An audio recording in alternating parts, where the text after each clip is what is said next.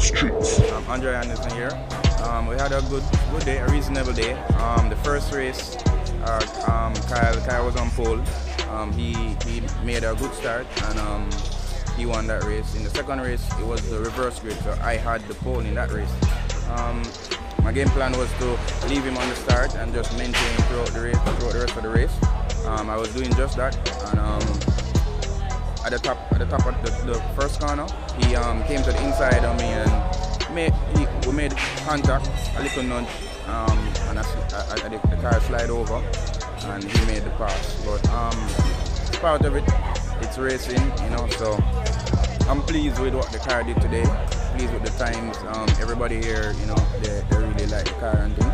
And it just shows that we just need to work more.